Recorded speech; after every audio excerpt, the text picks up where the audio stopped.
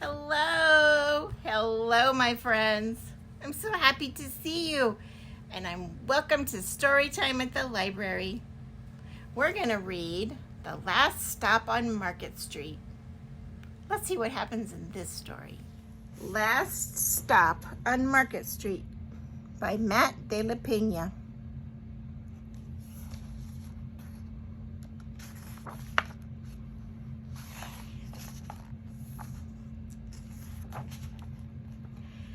CJ pushed through the church doors, skipped down the steps. The outside air smelled like freedom, but it also smelled like rain, which freckled CJ's shirt and dripped down his nose. He ducked under his Nana's umbrella, saying, "How come we gotta wait for the bus and all this wet?" "Trees get thirsty too," his Nana told him. "Don't you see that big one drinking through a straw?" CJ looked for a long time, but never saw a straw.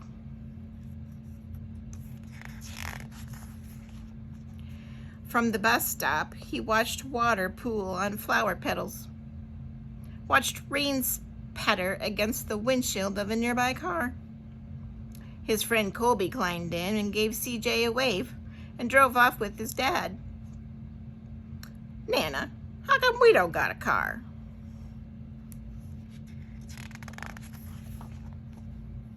"Boy, what do we need a car for? We got a bus that breathes fire, and old Mr. Dennis, who always has a trick for you." The bus creaked to a stop in front of them. It sighed and sagged, and the doors swung open. "What's that I see?" Mr. Dennis asked. He pulled a coin from behind CJ's ear and placed it in his palm. Nana laughed her deep laugh and pushed CJ along. They sat right up front. The man across from the way was tuning a guitar. An old woman with curlers had butterflies in a jar. Nana gave everyone a great big smile and said, "Good afternoon." She made sure CJ did the same. The bus lurched forward and stopped, lurched forward and stopped. Nana hummed as she knit. "How come we always gotta go here after church?" CJ said. "Miguel and Colby never have to go nowhere." "I feel sorry for those boys," she told him. "They'll never get a chance to meet Bobo or the Sunglass Man. And I hear Trixie got herself a brand new hat." CJ stared out the window, feeling sorry for himself. He watched cars zip by on either side, watched a group of boys hop curbs on bikes. A man climbed aboard with a spotted dog. CJ gave up his seat. "How come that man can't see?" "Boy, what do you know about seeing?" Nana told him. "Some people watch the world with their ears." "That's a fact. Their noses, too," the man said, sniffing at the air. "That's a mighty fine perfume you're wearing today, ma'am." Nana squeezed the man's hand and laughed her deep laugh.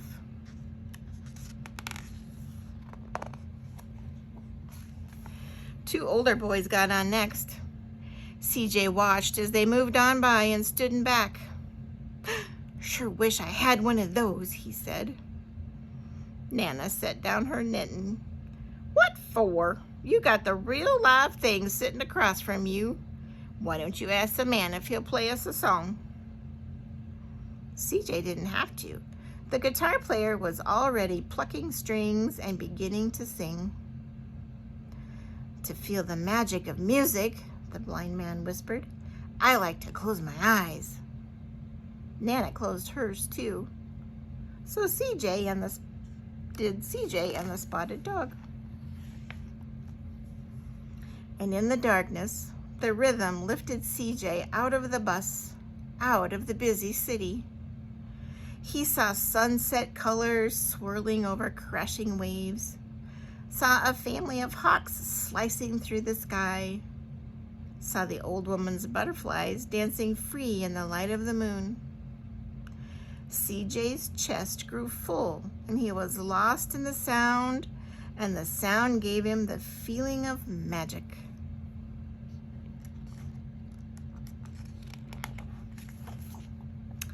The song ended, and CJ opened his eyes. Everyone on the bus clapped, even the boys in back. Nana glanced at the coin in CJ's palm. CJ dropped it in the man's hat. "Last stop on Market Street," Mr. Dennis called. CJ looked around as he stepped off the bus. Crumbling sidewalks and broken down doors, graffiti tagged windows and boarded up stores. He reached for his Nana's hand. "How come it's always so dirty over here?" She smiled and pointed to the sky. "Sometimes when you're surrounded by dirt, CJ, you're a better witness for what's beautiful."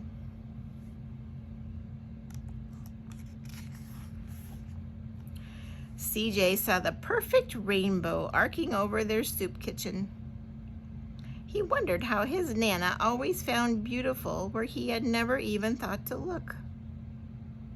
He looked all around them again, at the bus rounding the corner out of sight, and the broken street lamps still lit up bright, and the stray cat shadows moving across the wall.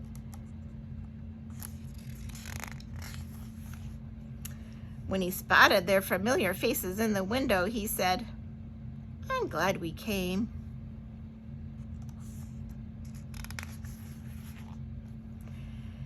He thought his Nana might laugh her deep laugh, but she didn't.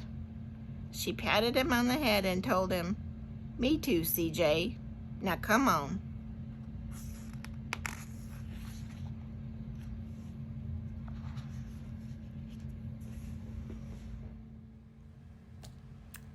What did you think about that story with CJ and his Nana? It was a very interesting bus ride, wasn't it? All the things that he learned, all the things that he saw. Thank you for joining, and I'll see you next time. Bye.